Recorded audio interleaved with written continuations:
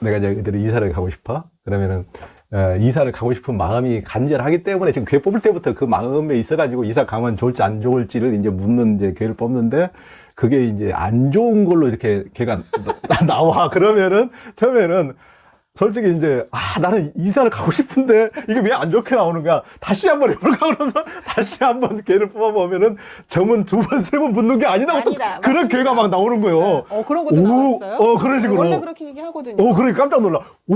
허득 누가 보고 있나? 오늘은 주역의 눈 저자 이성경 교수님을 찾아서 경기도 과천으로 왔습니다. 이성경 교수님이 이번에 출간한 이제 주역의 눈, 이제 주역의 눈에 대해서 얘기를 나눠보도록 하겠습니다. 제가 읽어보니까, 야, 근래 보기 드문 명제예요. 저도 깜짝 놀랐어요.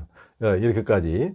그러니까 주역에 대해서 그 사람들이 흥미있어 하시는 분들이 굉장히 많은데 선입견이 있거든요. 주역이 너무 어렵다. 그러니까 사서상경 동양학의 제왕이라 그러니까 한 번은 이제 보거나 싶은데 뭐 주역 점은 칠 수 있지만 내가 직접 공부해 본다는 데 대해서 사람들이 굉장히 겁을 먹는데 이 책을 보면은 너무 쉽게 주역에 대해서 접근할 수 있게 돼 있더라고요. 특히 이제 이게 우리의 한국 문화와 관습과 어떤 사상, 우리 안에 들어와 있는 그렇게 많은 것들이 주역 사상에 들어와 있는 걸 보고 깜짝 놀랄 정도인데 그걸 통해서 이제 주역에 쉽게 이렇게 들어가다 보니까 아주 스무스하게 너무 쉽게 재밌는 이 얘기를 따라가다 보면은 주역의 깊은 사상까지 이렇게 자기도 모르게 이렇게 스며드는 그런 맛이 있었습니다. 주역하면은 통상 이제 점이나 사주를 보통 사람들은 이제 떠올리게 되거든요. 이성균 교수님은 주역의 눈에서 역에는 점과 사주 그 이상의 것이 있고 그렇죠. 사주를 다루는 명리학은 주역과는 별 관계가 없다. 이제 이 책에서 그렇게 말씀하시지 않습니까? 다른 겁니다. 두 개는. 근데 그 명리학과 주역의 관계를 얘기를 하자면 이렇게 비유할 수 있을 것 같아요. 주역이라고 하는 큰 나무가 있어요. 그리고 이제 무성한 가지들이 있습니다. 근데 명리학은 그 무성한 가지 중에 하나예요. 그런데 사람들은 어떻게 생각하냐면은 그 명리학, 사주 명리가 곧 주역이라고 생각을 하는 것 같아요.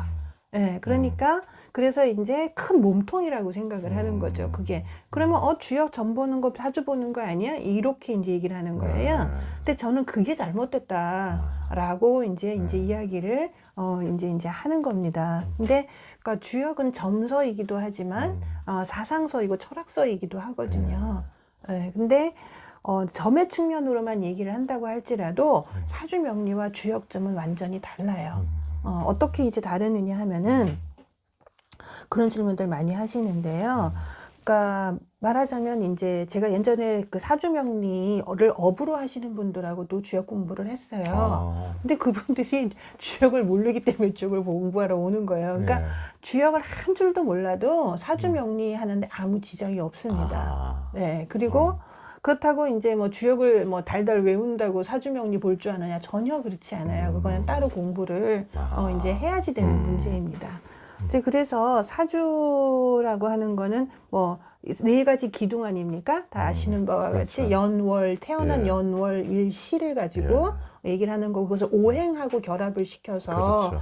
그러니까 한 사람이 태어나서부터 죽을 때까지의 운세, 명운 이제 이런 것들을 예측하는 기술이잖아요. 그렇죠. 이제 그런 걸 가지고 사람의 삶에 도움을 주죠. 하지만 거기에 기본적으로 도덕성이라는 게 장착되어 있는 것은 아니에요.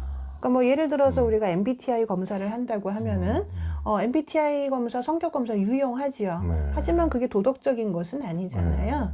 네. 근데 그러니까 주역점이라고 이제 하는 거는 점 치는 법이 되게 다르고 이제 운명이나 숙명을 말하는 게 아니에요. 주역은.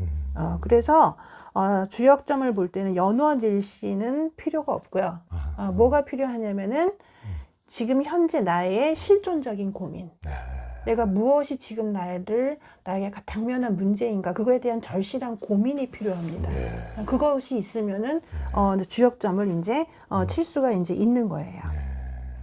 그래서 뭐 이런 사례들이 있었어요. 전에 이제 제가 그러니까 어떤 일들이 있었느냐면 예를 들면 이런 식이에요. 말하자면 어떤 사람이 지금 직장이 너무 괴로워요. 이제 그래서 이거를 옮기고 싶어가지고 그 전전긍긍하고 있는데 주역점을 이제 한번 해본 거예요.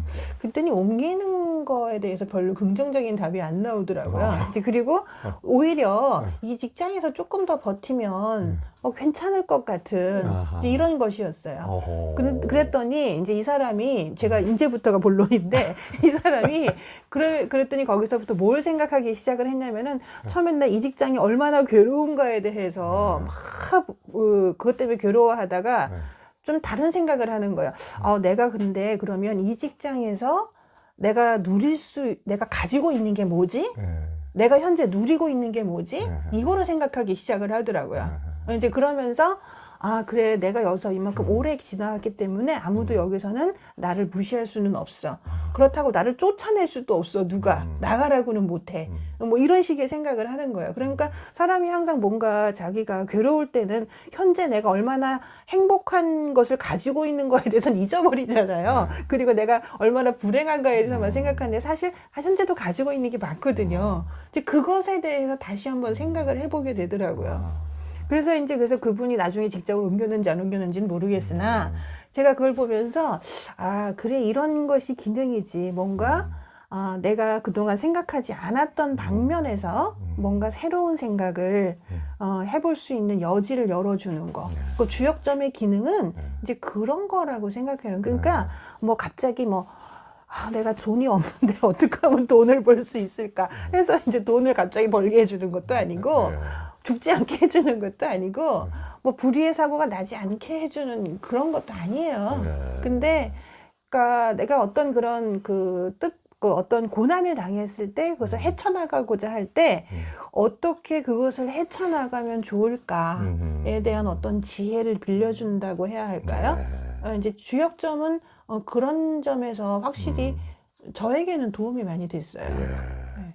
그러니까 이제 방금 직장을 옮기고 싶은 분이 이렇게 주역점을 묻는 이제 사례를 말씀해 주셨는데, 뭐 저도 요즘에는 이제 주역점을 전혀 보지 않지만은 예전에는 이제 막 배울 때는 처음부터 끝까지 이제 궤 64개 이렇게 보는 게 너무 지루하기도 하고 귀에도 속속 안 들어오고 그러다 보니까 내가 점을 쳐가지고 나온 궤에 대해서 열어보면 훨씬 더 쏙쏙 들어오잖아요. 그렇습니다. 그래서 쉽게 공부가 되고. 그러니까 이제 아침마다 이제 이런 식으로 궤를 그렇게 해요, 실제로. 궤를 이제 뽑아보는데 그러면 이제 가령 내가 이제 이대로 이사를 가고 싶어. 그러면은 이사를 가고 싶은 마음이 간절하기 때문에 지금 궤 뽑을 때부터 그 마음에 있어가지고 이사 가면 좋을지 안 좋을지를 이제 묻는 이제 궤를 뽑는데, 그게 이제 안 좋은 걸로 이렇게 걔가 나와. 그러면은 처음에는 솔직히 이제 나는 이사를 가고 싶은데 이게 왜 안 좋게 나오는 거야? 다시 한번 해볼까? 그래서 다시 한번 걔를 뽑아보면은 점은 2번, 3번 붙는 게 아니다.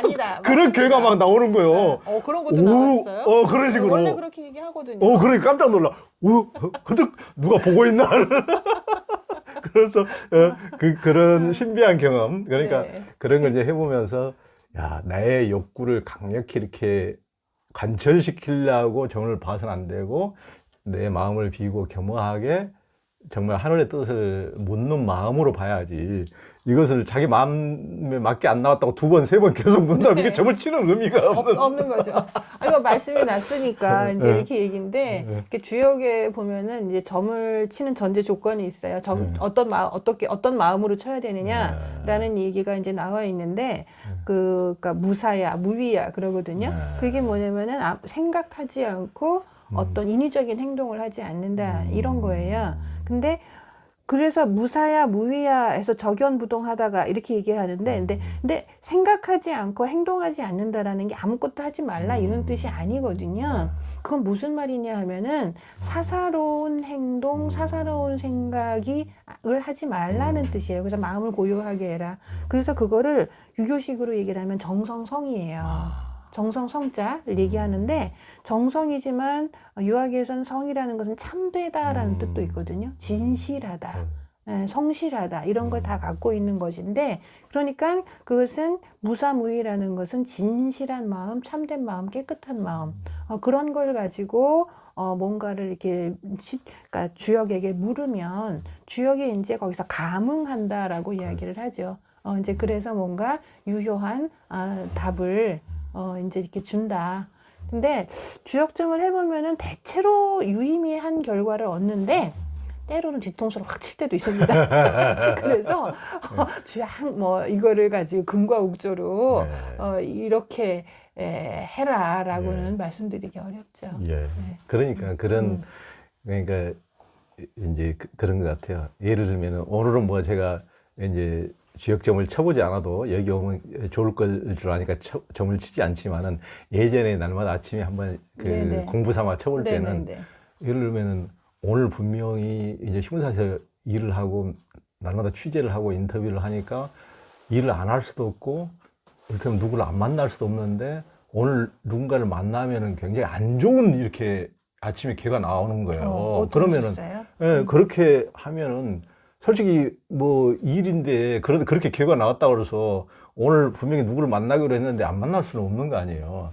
그러니까 이게 걔를 또 안 본만 못하고 그러니까 그 다음부터는 그러니까 마음을 비워놓고 네. 비워놓고 그날 그 순간순간에 최선을 다할 뿐이지 이것을 일상사에 이걸 계속 이렇게 묻는 것도 좀 그렇습니다. 그렇구나. 예, 저도 그것은 꼭 좋은 방법은 아니라고 생각합니다. 거기에 매이는 것은. 네, 예, 그러니까 예. 그게 예전에 주역했던 대상 김석진 선생님 뵀더니 그분도 젊었을 때 날마다 이렇게 그 이제 그때는 공부할 때니까 괴를 네, 뽑았는데 네. 정작 진짜 중요한 순간에는 안 정을 안 했다고. 쳤던 네, 거예요. 네. 자기 평생을 사모님. 해로하신 사모님을 만나는 날은 걔를 안 뽑고 만약에 걔를 뽑아가지고 네. 별로 가는 게 안 네, 좋다고 네, 하면은 네. 그게 이제 영 못 만났을 텐데 네. 예? 그때는 아예 걔를 뽑지 않고 그냥 내 이제 심지를 믿는 거죠. 내 안목과 내 눈으로 직접 봐가지고 이렇게 하는 거지. 꼭 그때는 또 물어봐가지고 또 안 좋다면 또 그것에 또 좌우되기보다는. 예. 네, 그리고 주역점은 상당히 주역은 상징과 은유의 체계이기 때문에 거기에서 그 상징에 대해서 이제 그 어떻게 해석하느냐도 중요하거든요. 네, 그러니까 자기 주관이 들어가죠. 그렇죠. 예. 마음을 쉬는 휴심정에 오신 당신을 환영합니다. 두려움과 불안, 화, 우울, 외로움의 한 생각을 쉬어버리니 사랑과 기쁨이 가득합니다. 평화로운 생각과 언행으로 자신과 세상을 이롭고 밝게 만드시는 당신을 존경하고 축복하고 찬탄합니다.